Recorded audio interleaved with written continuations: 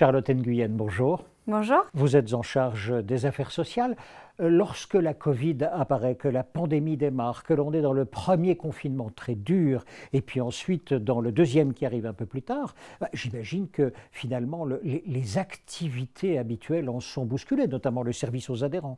Oui, effectivement, je pense qu'on n'aura pas assez de mots ni d'adjectifs pour décrire avec précision ce qu'on a vécu, ce qu'on a traversé. Ça a été une année assez surprenante, imprévisible, très dure, très violente, surtout pour nos adhérents, mais du coup on était aussi en support. Donc avec Ludivine, on a dû faire face à leurs besoins, répondre en temps réel avec la multitude de textes qui sortaient toutes les semaines sans prévenir.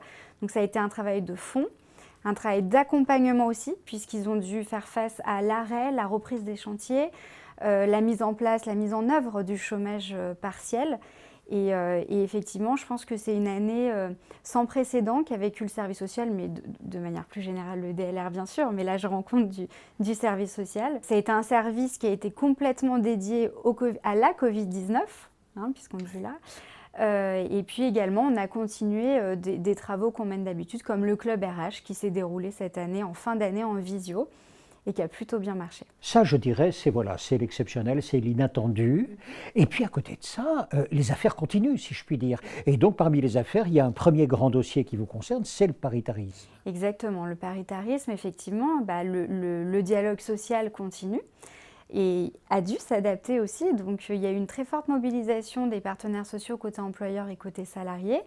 On a eu un dialogue social très fort. On a signé des accords pendant le confinement, notamment celui qui permettait aux entreprises d'imposer des CP, comme nous le donnait le droit le gouvernement. Donc on a été très réactifs.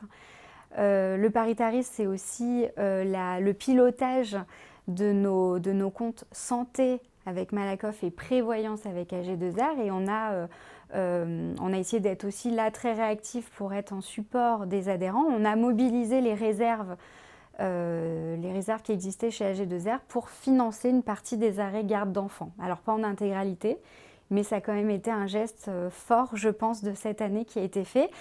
Ce travail au niveau paritaire, il a été rendu possible surtout grâce aux élus. Et là, je remercie tout particulièrement Gérard Lapère et Christine Dury, qui ont été cette année très investis, très réactifs et surtout très patients sur certains sujets. Et ils ont beaucoup aidé là-dedans et je les en remercie. Et je pense que toute la profession peut les remercier. L'autre pan du paritarisme aussi, c'est que cette année a été marquée par le développement et la mise en place de l'OPCO-EP. Alors, je refais un petit flashback pour resituer. Il y a 2 ans, réforme de la formation, on met fin aux anciens OPCA, donc AG FOS PME. Tous les OPCA disparaissent pour désormais laisser place aux OPCO. Alors, la différence entre les deux, à part la dernière lettre OPCA-OPCO, c'est que désormais, l'organisme duquel on dépend ne collecte plus l'argent, il ne gère plus et il est censé se focaliser sur le développement de la formation dans les différents secteurs. C'est ça l'apport de la réforme. Et donc, a émergé l'OPCO-EP, entreprise de proximité dont nous dépendons. C'est une émergence qui s'est faite un peu dans la douleur, puisqu'elle est issue d'une fusion entre 2 organismes. Donc l'année d'avant, ça s'est un peu difficilement mis en place, et cette année, ça devait être en marche. Ça n'est pas tout à fait bien mis en place, et je pense que tous les adhérents qui regarderont cette vidéo rouspèteront peut-être derrière leur écran, et ils ont raison. On a constaté que ça ne fonctionnait pas encore très bien, c'est tout à fait vrai, néanmoins c'est un gros organisme qui s'est mis en place, donc c'est un peu plus long que prévu. On est très mobilisé au niveau de la branche et avec les élus et les partenaires sociaux aussi pour faire remonter ces problèmes, débloquer des fonds supplémentaires pour les dossiers de l'année dernière qui n'auraient pas pu être pris en charge à cause de cette mise en place, etc. Donc un peu de patience, c'est en train de se mettre en place, on est très vigilants là-dessus et ça a été notre priorité cette année et ça le sera encore l'année à venir. Premier grand dossier, donc, dans les affaires courantes, je dirais, ça c'est le paritarisme. Deuxième grand dossier, tout aussi important, la représentativité. Et oui, et j'en finirai par la représentativité. Acte 2, je vais l'appeler comme ça, on a, il y a 4 ans, mesuré la représentativité de DLR. Alors, la représentativité, une petite parenthèse, c'est bien différent du mouvement de rapprochement de branches qui a été initié par le gouvernement ces dernières années, qui a été mis en stand-by à cause du Covid, bien sûr. qui est de très loin un peu liée, mais en tout cas, c'est bien deux choses différentes. Et la représentativité, pour ceux qui nous regardent, c'est cette capacité qui est donnée à une institution, à une fédération comme DLR, dès lors qu'on considère qu'elle est représentative parce qu'elle fédère suffisamment de personnes dans une branche, on lui donne le pouvoir de signer un accord qui va engager l'ensemble d'une profession. C'est ça la représentativité. Et donc, il faut réunir un certain nombre d'adhérents. Donc, il y a 4 ans, nous étions considérés comme représentatifs. Néanmoins, nous n'étions pas majoritaires.